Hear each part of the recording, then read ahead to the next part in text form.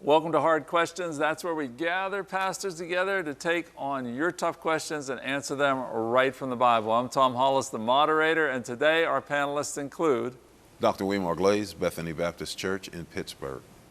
Ray Heupel, pastor of Providence Presbyterian Church in Robinson Township. Pete Giacalone, Rainbow Temple Assembly of God Church, McKeesport, Pennsylvania. J. Anthony Gilbert, pastor of Another Level in Mount Washington. Okay, pastors, thank you for being with us. We got one today that I'm sure you've had to deal with.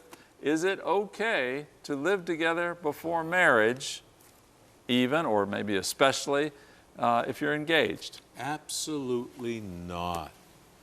I think you did a study Right. that go ahead, I'll let you, because you did the study. Actually, I left my phone over there, but I had actually pulled it up on my phone. Yeah.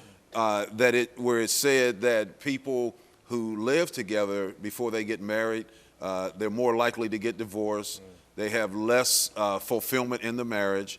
Their sexual enjoyment has declined. So, I mean, this is not even and I know you guys are going to bring in the Bible, and I could bring in the Bible too, but I'm going to let y'all bring in the Bible. Yeah. But this is from secular studies, and it's showing the dangers of living together before you get married.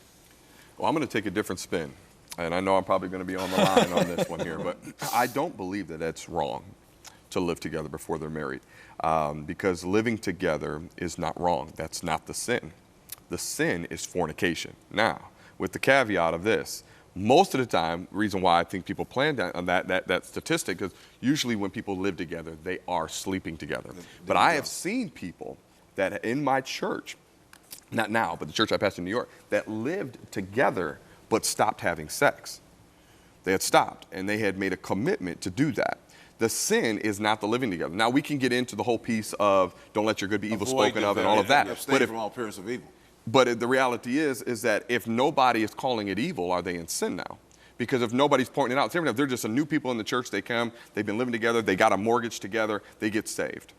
But they're not married yet, but they're going to work on getting married. If they're not sleeping together, I don't believe, unless somebody calls them in on it, but I don't believe that they're in the wrong for that. That is actually something that is having to be faced in churches more and more and more, is that people are coming wanting something in their life, religious or spiritual, they think, and they might even come to the Lord, but they've been living together for 6 or 7 years, have kids and everything, and never have been married, and what do we do about that, you know? But I don't recommend it. And I wouldn't do it. I'm just saying that I don't recommend it. You're saying yes. Yes. But to be held to the letter of the law, that is the letter of the law. I mean, I would agree with my brothers over here, Jay.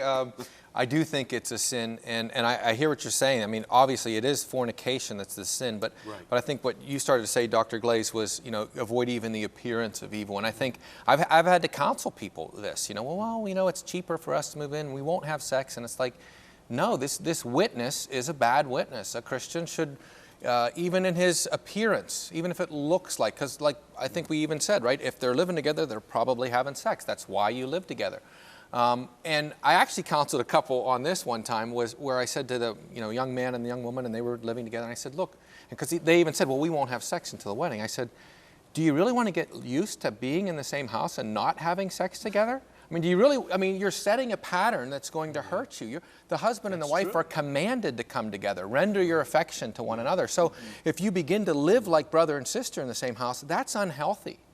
That's going to have an impact, and that's going to have an effect. So I think, looking at Jacob doesn't bring Rebecca into the tent, or Rachel in, or Isaac doesn't bring Rebecca in until he's going to consummate the marriage. I think, that's what we're talking about here, that when a man and a woman live together as husband and wife, they are commanded to be intimate, and therefore they should not live together before then, because you're going to be tempted as well. You're putting yourself in the arena of temptation. You're going to see that woman come out of the shower with a towel around her, and what are you going to be thinking?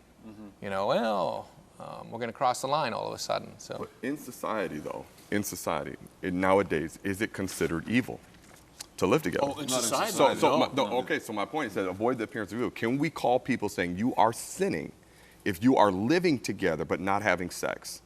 Can you call that if it doesn't look like the appearance of evil in the society we live in? But I would ask Jay, is that what God would want them to do? I mean, I don't agree. If God says in His Word to abstain from appearance of evil, and even if society says that it's not an appearance of evil, you still have to stand before the Lord. And what does God think about that situation? Well, He said in His Word that that's an appearance of evil. That's what God said. And society might say that's an appearance of evil. He said, yeah. But in society, I'm saying if it doesn't present that it's an evil thing, if it doesn't bring anybody into a place of where they're looking at like, oh my gosh, what are you doing? If no one's saying that, can we put that judgment on them? Said, if you are living together, you are in sin. And I think about what do you do? And can I ask a question? Go right ahead. He's not the moderator. It's a violation of the rules I'll here. just sit back. I don't need to. I'm not here for What do anything. you Go ahead. tell somebody that they have a mortgage they committed to for 30 years? They don't have the money to leave. Where do they go? See, the idea If they're not having sex, they're not going to have sex. All right. Well, again, the bottom line there is money cannot be the issue here. The issue is morality. And as long as morality is right before God, okay, I'm in that right before God. Yeah, even if I lose everything, I have to obey. I have to go and with that's what it is for morality. me. It's a question of But if they're obedience. not having sex, though, if they say, okay, all right, I made this commitment, I'm in a 30-year mortgage, we're not going to have sex, we're going to get married in 2 months. You want me to move out and go find an apartment for a month and do that even though we're not having sex? I would say that, or I wouldn't marry him. Really? I wouldn't marry him unless that's they what I'm did. saying. Months. I Yeah. think they could probably move. That he could move out. into or your somebody mom's could move house. out for 2 months. Go live at Salvation Army. But I Someplace, think yeah. the thing that intrigues me, Dr. Glaze, and we only have a few seconds here, but why is it that when people live together, the marriage doesn't succeed nearly as often And the as world is saying that. Why is that? Well, I think there's a bonding, that takes place even in the living together, and I think that it diminishes once you make that bond of matrimony. I think that there's a dynamic that goes on there that affects, the marriage relationship.